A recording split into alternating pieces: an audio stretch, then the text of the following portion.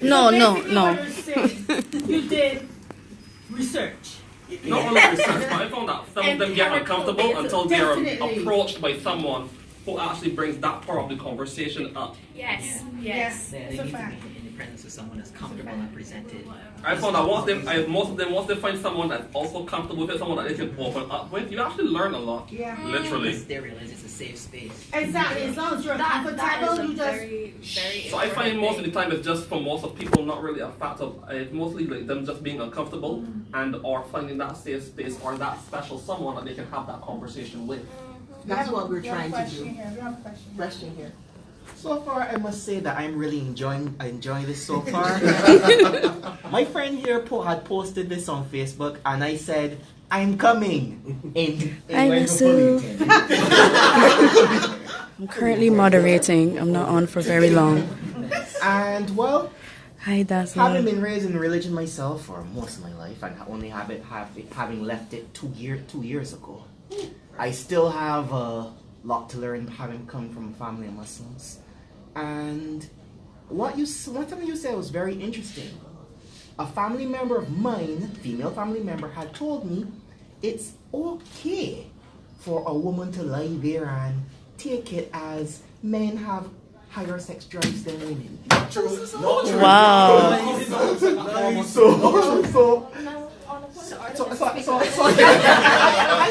When I got Sheriff Fanning. I actually had to correct my mom, saying, look, everyone is different, but it's only in recent scientific evidence saying that people were asking the wrong questions back then when they said that women are less sexually thing than men. And it revealed that when you remove the social stigma from it, it's all the same.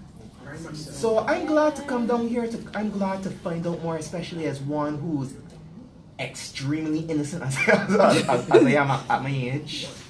Extremely. Are there any other questions or comments before we continue? Feel free to share. To say something. Go on, Cindy. Coming from I guess my grandmother is old school. Like my grandmother is very, very Anglican. My mother is baptized Anglican, but kind of fighting with the Lord right now. Okay. And because of that, I've been raised in, I would call it a semi-religious environment, simply because I made. Oh, I'm not seeing your message, Rasul. I'll do that. I'm 21 now, and. He's 21? Oh my Lord. I feel real old now, as I know her when she was a babe, huh? So yeah, she a little no more. And that's my poetry, mommy and daddy. And I found that a lot of the stuff you're saying pertains and obtains for me, in that I was very, very afraid to have conversations of, including about, near to, with some element of sexual relations in any form or fashion with my mother particularly. My dad would always say, you can come and tell me anything, but I was still afraid, simply because there was such a huge stigma placed on being a sexual creature, and yeah, especially being a female. And it was not until very recently that I entered into a relationship with somebody who I could communicate with, and I found that was you. Is that a gentleman? Because we might have to have a word after. You can pray. You can pray there. You got taught to believe that. So, it's very interesting that you bring up all these same points that I've actually gone through in the last few years, and like him, I'm excited to see where the rest of the discussion goes. Simply because. Sorry, go ahead. It could be intended. Please be safe when you do so. Condoms are a thing. But yeah, that was my comment. Well, I can understand where you're coming from, because I was also raised in the Anglican church. And you had to go to Sunday school. Mm. You had to go to church. Yep. You And had at to go one to point, Bible study. at one point having these discussions, if I were in here like 2 years ago, I would be sitting like, Because you don't want to be seen, and it's like, who's going to be You don't- seeing you? yeah. Exactly. Yeah. like there's so much that used to feel wrong about it, and now I can proudly say that I don't feel wrong about most of it. But honestly, I had this conversation with Robert a few years ago, actually. Moscato Moments had just come out, and it was like, I can't put out there. Because honestly, I was scared because it's like, you were raised in the church. You're not, you know, and you're not expected to do these things. You're not to think these things. Heaven forbid you're not to do these things It's true. that it's you're true. writing about. And then it was like, you know It's what? like everything down to thinking them is To the absolutely point, I understand. right, and to the point I realized I was killing off a part of myself. I am a very person.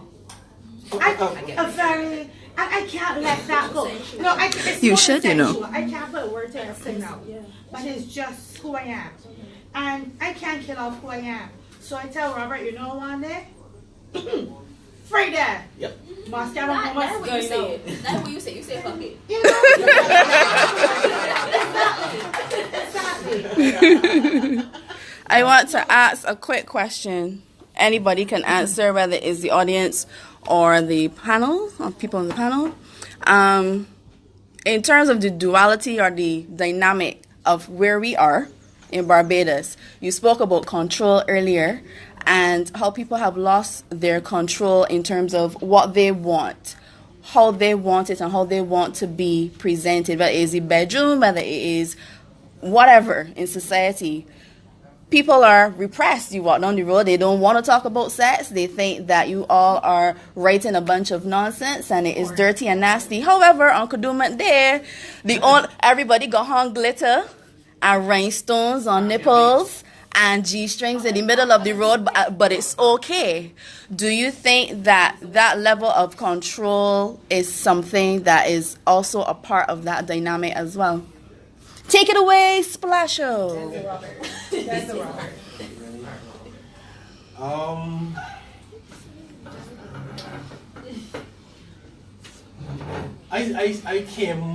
I'll say I wanted to do this panel discussion specifically to battle that repression and the duality, as Keisha says, of on one hand you have the bumper and good on and stick it kind of culture In the middle. and stick in the middle on every front. Stick in the middle anyway. But third line. Split, not stick. But this is my point. Anyway, but long You getting a whole different road there, so sir. But you don't know. Anyway, but there's that duality, honestly, and it is. This is why the conversation needs to happen, because it's like, if you don't have that conversation, we're always going to be stuck. If you don't have this conversation, we're always going to be stuck, right? I don't want to live in a world. I would rather not live in a world. I would rather not live in a Barbados where I have to kill off a part of myself to be accepted, right? And I mean, I love women. I love women to the point where I see you walk down the street and I will write a poem. I see pictures. Don't see something though, that's bad. No, but this is where I'm going now. This is the other thing now. Okay. You know how to draw the line. Exactly. I know where to draw the line because, as I mentioned about the Erotic Empire, my goal when I write any pieces of poetry, when I write a book, or when I perform, or when I do anything, is to make sure that you as a woman feel like a goddess. My goal is not to demean you. My goal is to make you understand that I accept you as a sexual being. I celebrate you as a sexual being. And I do not want to put that upon you in a demeaning fashion. But Robert, if I can interject here, hold that point. But do you know, at the same time you're doing that, some women cannot accept that.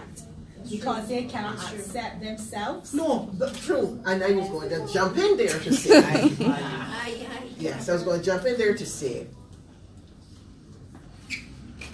Robert literally worships women. We know that. Because we've been there when he started, and we understand his words, and we understand what he's trying to achieve. But the problem is, in my eyes, women themselves do not know themselves. And I'm talking about all aspects of themselves. There are a lot of women, well, I'm going to say young ones, but a lot of women 30, 40, 50, and so on. They do not know what biologically they really look like. That still happens. Because for them, they have been told that it is, you're not supposed to examine any part of you. I can.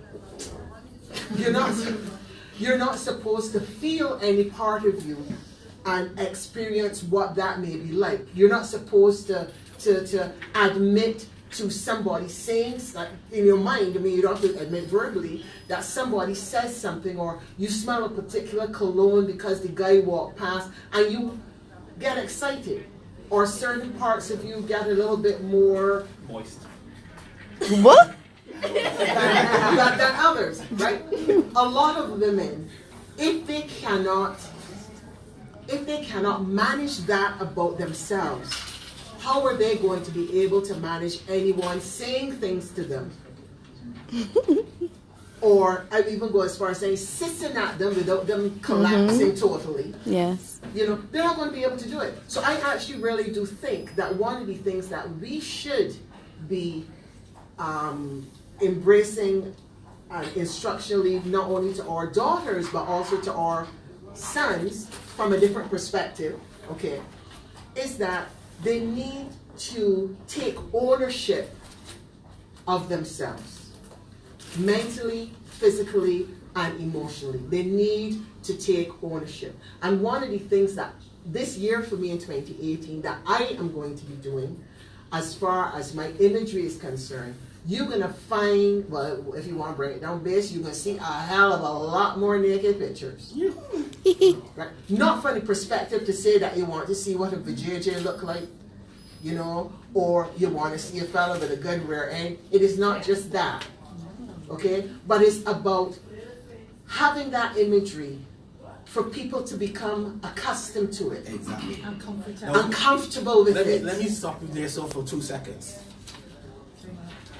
You see this? Oh, sorry to cross you. I'm actually streaming, so. Well, I'm streaming too. So There was a comment that was made about a couple seconds ago.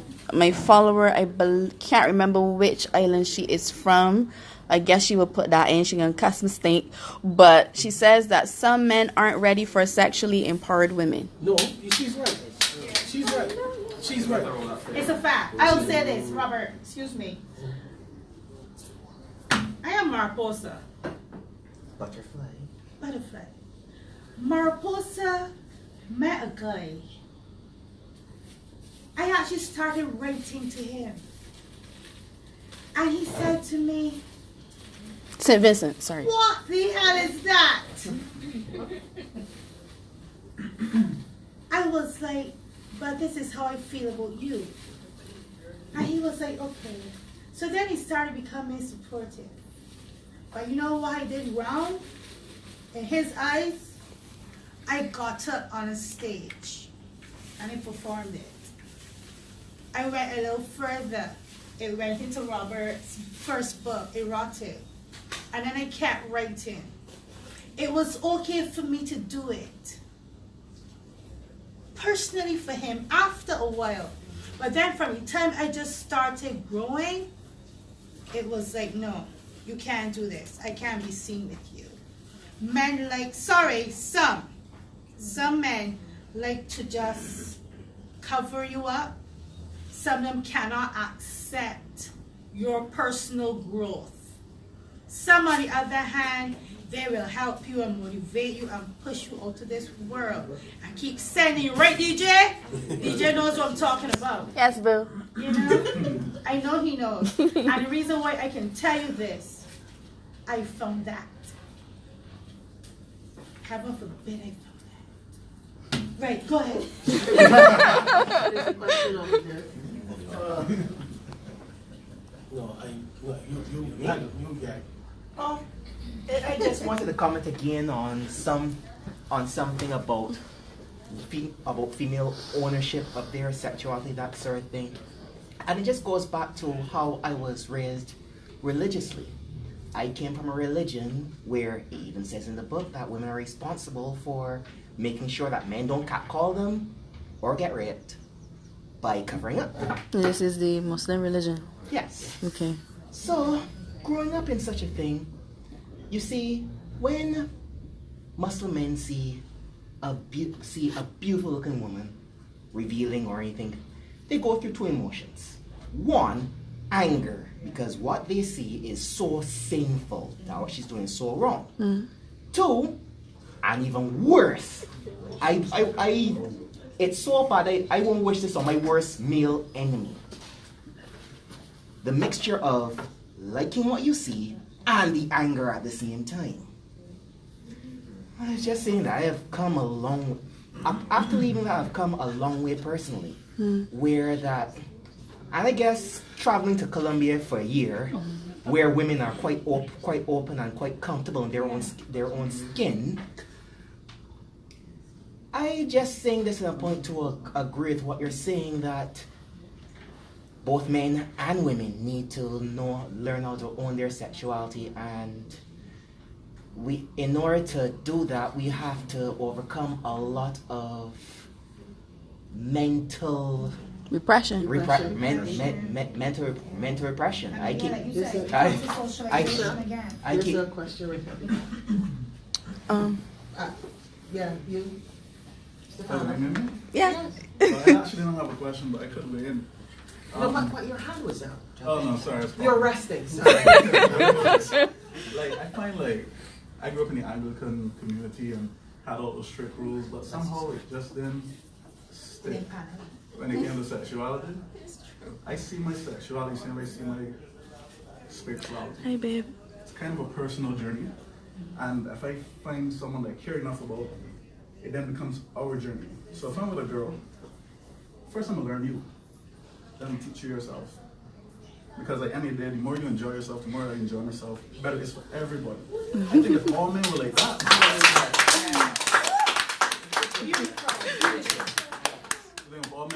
we'd get past all this stigma and unnecessary nonsense. So much. That's awesome. So is there then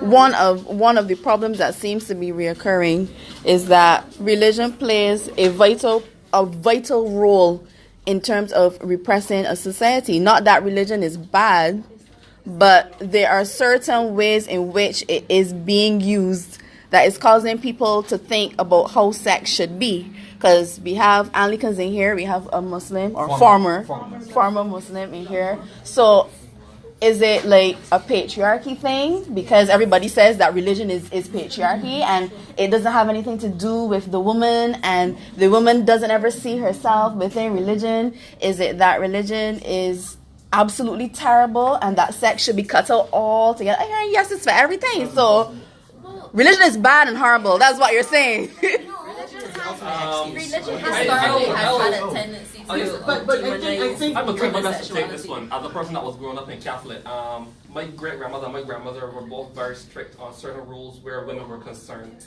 As in, the Bible would dictate you could not marry unless you were, of course, the Vestal Virgin and all that mess. Yeah, I know. Because they were so pure when they got me. Anyway, in that aspect, I would say that a lot of religions do pose a lot of stern rules where females are concerned, and it feels as though they're putting them in a box, and as was aforementioned, shutting off a part of themselves as individuals, and that also in itself creates a form of repression that then later in life a lot of females don't know how to deal with. I find with men personally, talking with both friends and meeting people at random, a lot of males don't engage in the conversations or certain activities because it quote-unquote makes them look too feminine. And I have found that is a very, very serious issue with a lot of men. I feel like some people, like, they have all these fantasies, or they have all these questions they want to go ask, but because of how the boys might act, or how people at home may look at them, how people choose to view them then based on the characteristics that they have to grow up under and stigmatize themselves to, that a lot of thresholds aren't crossed, a lot of conversations aren't had. Yeah. There's a lot in my mind. Where in my mind religion basically would have been the structure to allow you to nurture and develop your spirituality originally, if that is what it was designed for. I think what has happened now is that there has become such a divide now between the two that, and I will take the licks, but a lot of religions literally have forgotten what spirituality really and truly is, and the interaction spiritually that two people, and to use your word scientifically, empirically, can have with each other without being ashamed of it. Okay? And that to me is a problem that needs to be addressed, because then you have to start asking yourself, why are there so many people who are moving away from the orthodox religions, from the orthodox way of teaching? Nobody wants to have that conversation either.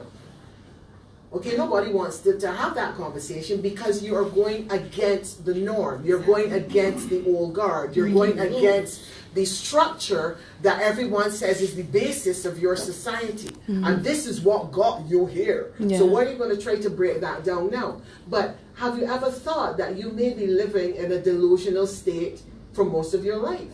Not even that as well. Not even that as well. Like the brother about here said, power to you. Like, what's the point of the two of us being in love, and you don't know your soul, I don't know my soul, and then therefore our souls literally aren't in this?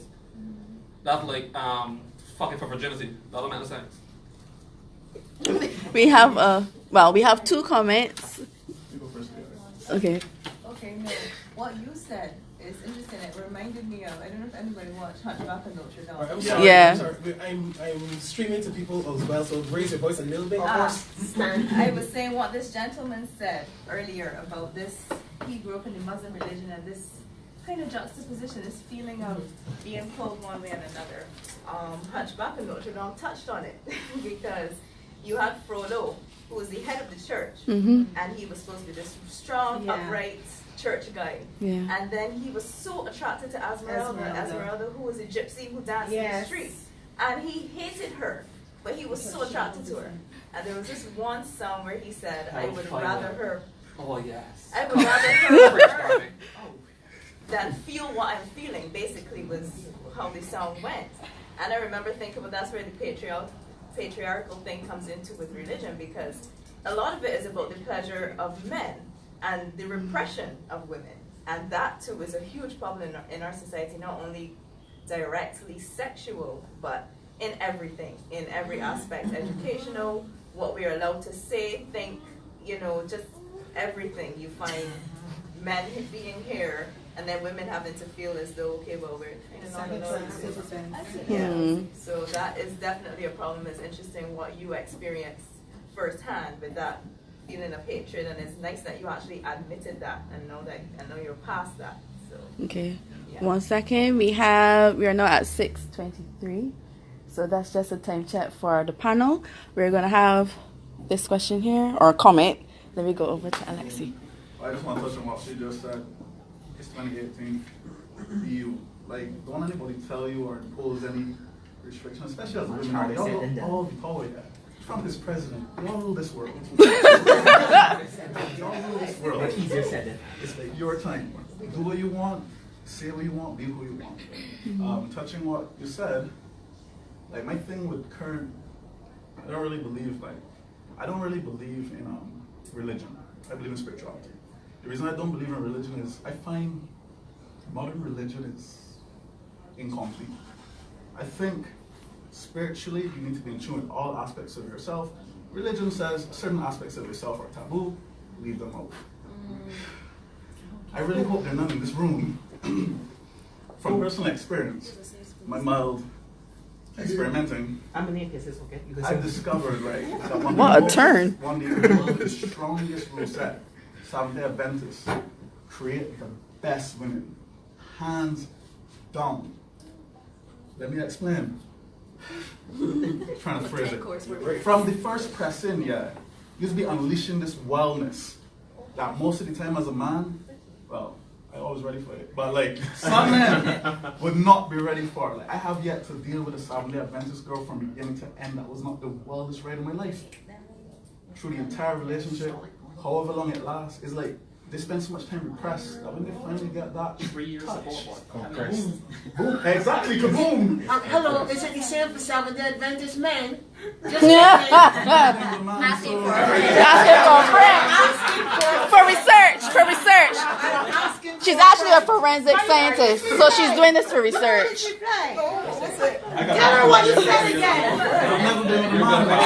Oh, shucks, true. Yes. But most Seventh-day Adventist girls are freaky women. Which are the best women? Everything else is so dull and blasé.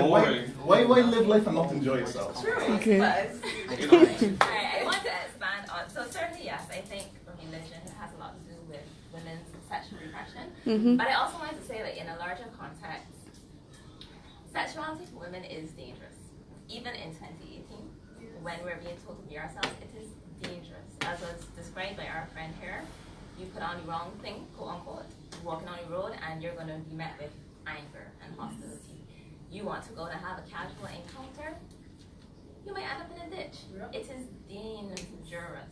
It is dangerous. So I just wanted to add that as well too. And I think for older women, part of it might be just fair. Like when you have this daughter and you know what you've been through as an older woman, like how do you really encourage her to go and be a sexual being when you see that as something that could put her in danger? So I think that's another aspect of it that we need to bear in mind in terms of creating conditions that are safe enough for women to be completely sexual.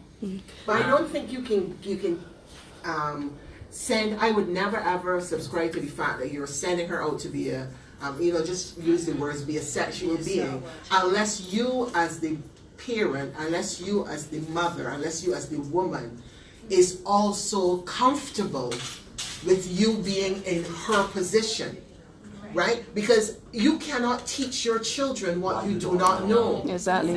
Right? You cannot teach, majority of the time you cannot. So a lot of the times when the older people or the parents say, well, don't do this or don't do that, when a child looks at you, as my children have, and say, but why, mommy?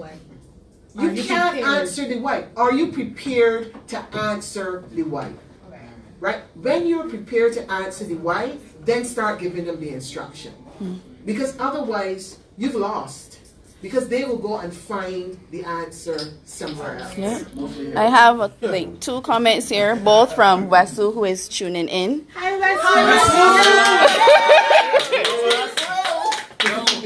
So he says he misses you guys. He had 2 comments. One was, I was born in the culture of polygamy, and that creates sexual repression in women. It's irritating.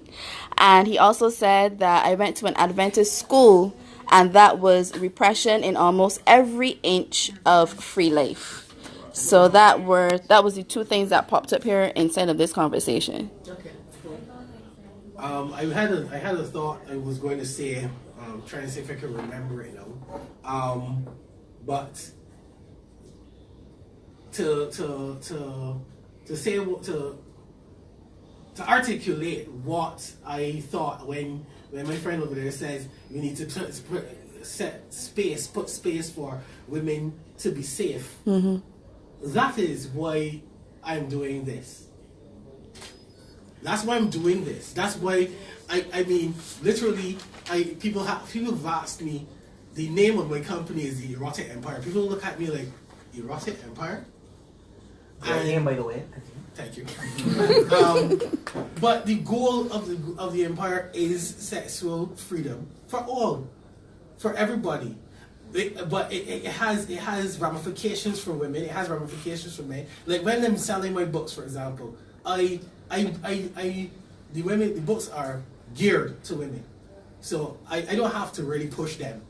right? Sometimes a man would want. I've seen young guys want to pick up my book, but again, because of social conditioning, don't want to be seen reading that kind of book. I'm like, dude. No, because it's reading. It's not pictures. Right, exactly. Just pictures. It's just reading. It's reading. But I said, I mean, forgive the slight crudity of it. But I used to tell the guys, listen, you buy this and give it to the woman, her legs will open immediately. You won't go do nothing else. Murder. Relax. But beyond that, that was at the beginning when I first started. No, I'm not about that. No, I'm not about that because that sounds that's crude and I passed that stage. You grew. I'm grown, right? Yeah, the company I'm doing this now in public. Let's put it this way. But I have had this brainchild since that book since Erotic was created 4 years ago. So I've grown past that. What has happened now is that I write poetry for women who are hurt. There's a woman in my group right now who, when she came, she just lost her husband. Her husband had died. She did not feel sexual at all. By the time it was done with her, she's dating now. Reactions are the best. Let me clarify. Gentlemen and lady, we are at the bottom of the hour, so we're going to have to start with some closing comments because we know time is always against us when we do these things. Getting hot and bothered as Cher over here. Maybe we will have a part 3. You never know. Okay, sure. Physical safety, right? So to still be a sexual woman in the world, you sometimes then end up being in physical danger. But if I was to break it down and say there's emotional, sexual, and physical safety. So emotional, I think we get into the aspect of religion and church. How do you as women feel like this is not dirty? I am not dirty. I can be a sexual person. Then I think there's sexual safety in terms of how do you then create a safe sexual experience. Research the orgasm gap, please, everybody. Please, promise me that.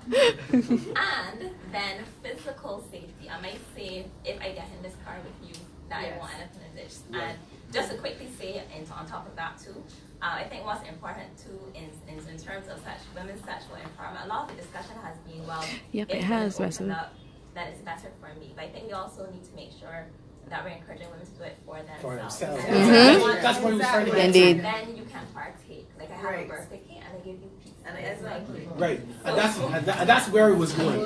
That's where it was trying to get to, right?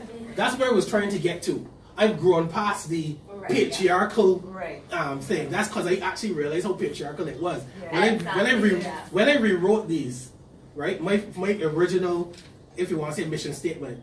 And I gave it Missionary statement. Exactly. Please do not encourage him. Thank you. But when it first came up and then I gave it to people to read, women were like, well, this seems so. Yeah, you're permitting. He's a pervert. You're giving me space. Right? And I was like, okay, so it took a while. But I know, as I said, we'll have to try to wrap up. So let me try to say that, given the examples that I gave, there's a lady who, like I said, she lost her husband. She feels super sexually repressed. The repression is gone, and she feels open. There's another one who has had sexual trauma and used to come into our secret group. I have a Facebook group that you come into, and she asks questions. She admitted to being afraid and all of these different things, and the space was there for her to learn. Right. And now she also now has a boyfriend. Thanks for coming, Wesu. So what I don't have the answers. I don't have all the answers. And I saw a post on Facebook from somebody else in my friend list who said they think that sexual health and sexual teaching should be only a woman teaching this situation. I will never have a vulva, so I cannot understand everything you guys go through. Believe me, the Me Too and the life and leggings broke me. When I actually realized what was actually happening, I did not know it was that bad. So what I'm saying, all of this is my little way of helping to create as much an oasis as possible. Right? So that will curve into my closing statement, right? To say that, you know, I will be doing more of these. I will try to do more of these. We will, you know, contact me afterwards. We'll talk. But this has to continue. The discussion has to continue. Keisha has a poem that I love called Rev. The revolution is coming. I love that piece, and this is what I feel. This is a revolution that needs to take place. For my part, oh dear.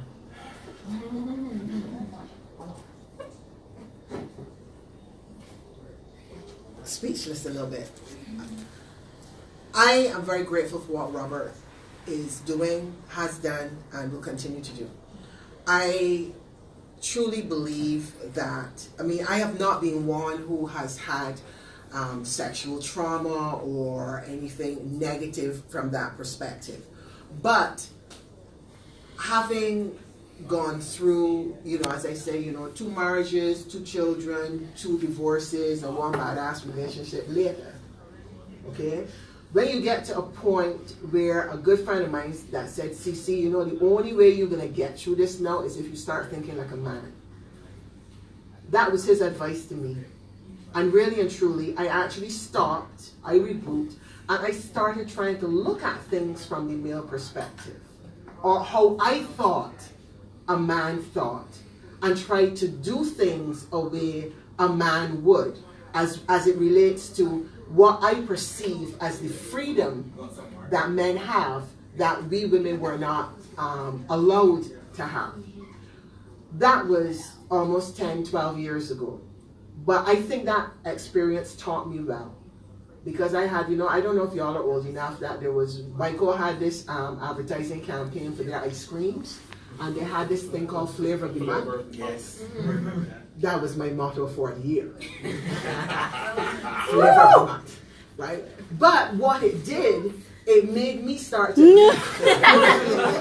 What it did, it made me start to understand myself a lot more. And one of the things that I want to do, I mean, and even where, you know, I said, okay, I want to write more about erotica and so on and so on. I think I would like to be able to share or host or start having that dialogue, especially with older women. Especially older women who now find themselves alone. Whether it be that they're truly a break in the marital bond, or whether it's they're alone because they think their husbands or their partners are not interested in them anymore. You know, because I think they need to be given an opportunity to be able to say how they're feeling to people and maybe try to get answers for all of those questions that they have, that they think that they are never going to be able to be heard by anyone. All right? Because we're all based, age doesn't really make a difference, really. I mean, despite the fact that your frontal lobe didn't develop until you're 25, but anything after 25, right? You should be able to make those decisions and comprehend what you need to do to be able, for your own survival, as my friend over there is saying, you know, you need to factor in everything, right? I publicly want to give Robert kudos for how his perspective is assisting, okay? And I think he has actually assisted a lot more women overseas than within Barbados itself, because the societies over there may be a little bit more open and receptive to what we're talking about, but that does not mean that we're going to stop trying here, you know. And to give myself my own plug, I'm Cher Antoinette. You can find my numerous pages on Facebook. Just type me in, and I think I'm the only Cher Antoinette in the whole world. Yeah, from what I know, and I don't think there really should be 2 of me anywhere else, anyhow. And I think we need to have the conversation started, and I will ask Robert publicly if maybe the first conversation that I would like to have, if I can do that under the Erotic Empire, and geared specifically for women, where he will not be present. You know, we will try to do it within a group that is females only, and so to give them that space in which the conversation can be held. Thank you very much for y'all's attention. Thank you. Yes, Mariposa. Well, I'll comfortably say I broke the mold. I was abused. I had lots of sexual issues, believe it or not. I was repressed. No. And I say that laughing. But I'll say this. My biggest problem personally was not being comfortable with myself. There was that fight between how I was raised and things I was curious about, and then things I experienced in negativity of bad relationships. And then along came this person, I don't remember who it was, about self-love. And I realized self-love is not just you go in the gym and you got the body you want. It's not just the hair and the nails and everything. It starts from inside. And I found that when I did that, I was like a lotus. I stuck in the mud for a bit. And then as I pushed out, I realized there was this beauty coming from the inside. And through that, it helped me to heal with what I went through, domestic violence. And now I am able to help other women. So my goal, until the day I'm taken from this earth, is to let other women realize there is so much more out there after being abused. You don't have to stay there, oh, I was abused, nobody and you want me. Want yourself first. Oh, Jesus and bread. Love the ground you walk on. Every single thing about yourself, every single aspect. You gotta find ways to cope, yeah. But you know what? When you get over that hurdle, you become, what's the word? Not even empowered. Invincible? It's like if you become invincible, you realize you can do any single thing. And trust me, 7 books after, I'm going on number 8 and 9. Robert enjoying this because Robert is my editor. You become somebody you never knew existed, and sometimes to this day, I still look in the mirror and it's like, wow. A friend of mine told me the other day, just before all this, just before I came to be Mariposa, a friend of mine told me, you lost your smile. And I told him the worst things possible. They weren't printable. And trust me, a couple years ago I saw him. He said, wow, you just had a baby? I said, why? He said, you're glowing. I said, my kids are quite old enough now, I shouldn't be glowing anymore. He said, no, you have back something that you lost. And you know what? I realized that didn't come from relationships. It came from inside. You know, so accept who you are, embrace yourself, sexuality, mentally, spiritually, everything. When it all goes together, you become somebody. You keep seeing me doing this. That's my favorite thing. You just blow up, for lack of better words. I got glow up. I got goosebumps over here because I will say this. It's not just. I'll plug what she said from the male perspective, because I'm so not who I was 7+ years ago. I was the carbon copy of the good Christian guy. And I look back at that person like, I have no idea who that person is. That's great. Right? But it did start with here. It started in here. I had to become passion poet in here.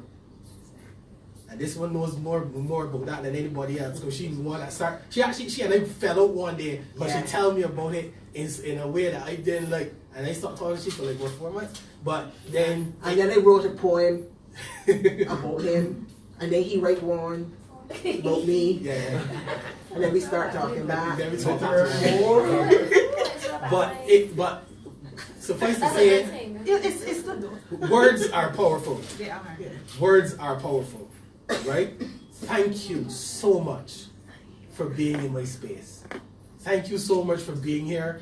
Thank you so much for engaging in a topic that I have no fears. I was actually contemplating letting my mother come and sit down in this audience, but really and truly, scandal. I decided, Mama not ready yet. Yeah, exactly. There needs to be guidance and there needs to be wisdom in certain areas. Yeah? But as I say, thank you so much for being here. There has been streaming on my personal pages, on Keisha's personal page, or whatever. There is more conversation to be had.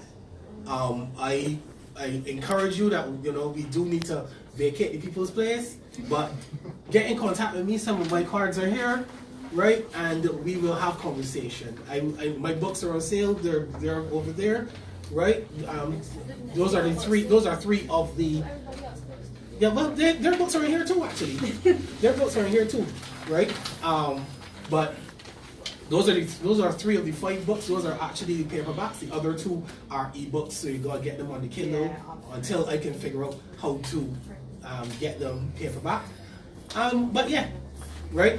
The conversation is to be had. The revolution has started, and let's get on board. I'm just blowing up right now in my mind as to where this is going. Right? Like talking to Cher, saying older women having a conversation without me. I mean, you having a brand without you having my brand and I'm not there. Yes. Yeah, but hello. Yeah. I can be there. I can say nothing. I can just watch. But yeah, but like I said, thank you so much. Thank you for Keisha for agreeing to moderate. Thank you to the UE bookstore for having me again. I mean, it was y'all. It wasn't people who told me to come. They did say we wanted another one. So, but they opened their space again. Thank you so much, and good night. Right. So I'm gonna slip to my car and bring some information. But yeah, we'll have a conversation afterwards. Even though this particular event is finished, we had numerous flyers here. I would encourage you to take them and share them with your peoples, because to let them know this is what we're about, and there will be another one, whether it be here, whether it be in a slightly different form or not. We kind of want the word to be spread. So feel free to come up and take a few of these before we leave. And I'm sure Robert would at least take one home for his mother. Oh, so salty. You have to sensitize her. You have to sensitize her. So salty. Okay. Not really. We want her to be on board as well too. The aim in the end is not to just continue with a small group. It's true. Eventually, is to just keep growing as we keep going, and hopefully we will have. Because I'm seeing this going to the point where it helps. I won't say crime, but and on a psychological level, I believe it can help. Yes, I agree. It can help. It can help. It needs to be an expression of an understanding of the men of how to treat women. And vice versa. I get to that point. Right. But it's vice versa. Women have to understand and love themselves. Men have to love women, worship women to the point where they do not demean them, and the woman does not have to feel fear when she sits in a car. You understand what I'm saying? I would say, yes, Lord. I have a similar experience. If I may share one interesting experience, because I was one trying to back up what she said about women protecting themselves. As a male, a lot of people don't discuss this openly, and I was having a conversation. I enjoy having conversations with females, especially. I learn about them, and in some aspect, I learn about me. It's win-win. But I was saying, we were talking about going out and dating. So I was saying, well, for me, I enjoy dating because I get to enjoy time with a person and learn about that person. And the only great fear I have possibly is, I don't know, that the night doesn't work out or some form of rejection occurs, and one of the girls at the table, she's like, my biggest fear is that I'm not going to get back home. Right. Exactly. Yeah, correct. And it didn't click the first time. I'm thinking, me with my innocent self at the time, I'm thinking transportation, and then like 3 seconds later, it clicked. I was like, oh snap. Right. So So, well, yeah, but if there is a way, that the erotic empire can be a voice of reason, if there is a way that the erotic empire can be a voice of reason to be able to indoctrinate the young men and the older ones, but just some of them don't want change, you understand? So you start, my kids, I need to understand that my kids, when I release my sons into the world, I will not hear they have done this or they have done that because of the mindset. Right. Repression, we talked about repression because like I said, the Life and Leggings thing really hit home because it opened up things that I used to do that had me like, oh crap. Yeah, you both. And even some of the things that I knew were wrong, that I still did because I was in a horny state. Some of the things I knew that I said, some of the things I knew were wrong, but I still did them because of the patriarchal. I'm a man, I could think whatever. No. Thanks. That's so anyhow, like I said, we can continue this conversation from now till next year, but we have to wrap up. That sounds like part 3 there. Yes, so we will work on a part 3. But yeah, guys, I'm gonna try to wrap up now because I need to talk. So. Thanks everybody for coming. There's probably going to be a part 3, as the panel said, because every time we do this, we get even more people coming. We're very appreciative of that. Remember, this is a safe space, so whatever you say, you can say it however you want to say it. It's adult conversation. Thanks to the panel, Mariposa, Cher Antoinette, Robert R. Gibson, aka Passion Poet, and of course the Yui Bookshop for once again having us inside for the discussion. If you want to talk to everybody out here, they got books to sell. Robert come and sell everything. So if you want books, if you want emails, if you want more information, they're right here. But please make it brisk, as the people who work here would like to go home. So thanks again. Sign the comments, Robert.